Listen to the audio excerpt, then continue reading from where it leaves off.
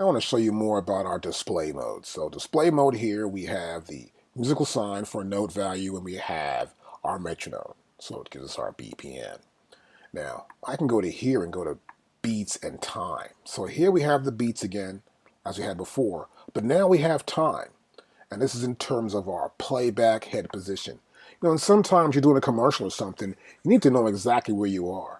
And so this is a time code used by the Society of Motion Pictures and Television Engineers code. And this is used for us to locate certain points in a particular video. Now, it's a different video code alignment in Europe. It was 24, and this is based on 30 frames per second or 24 frames per second. So you'll see here, of course, we can do the same thing. We can go to a specific section and we can drag and click here. I can drag and click here. Of course, there are bigger increments, as you can see that right there, in terms of minutes, seconds, frames, and subframes. Okay.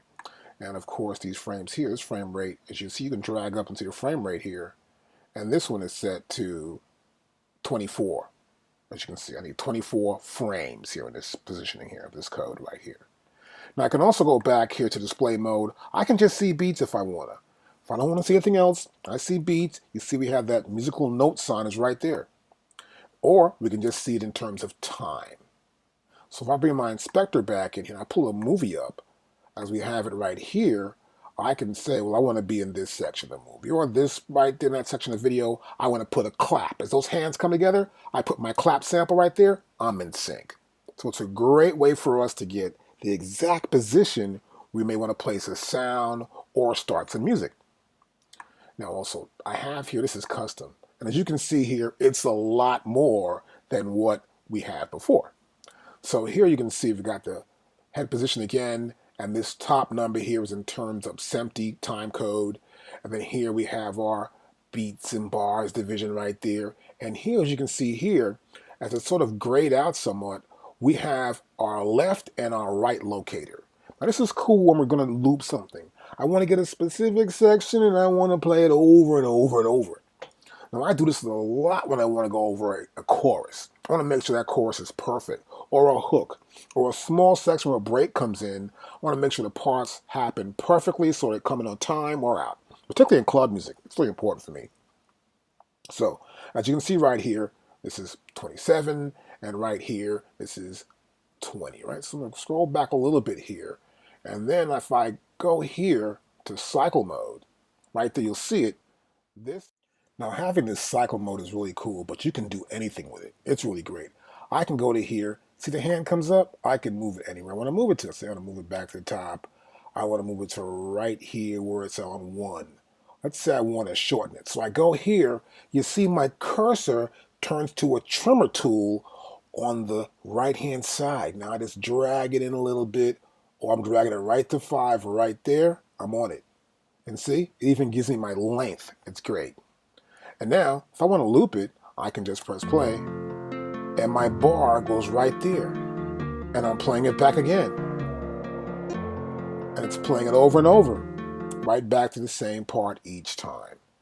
Now I can also grab this and extend this out here to here, let's say, and I may want to grab the front of it now and get it right here to create more value, get a little bit right here. I'm going up and higher in the song right here, higher up here, right there, perfect. Now, wow, totally out of sync a little bit. So here, I can go back to my tempo.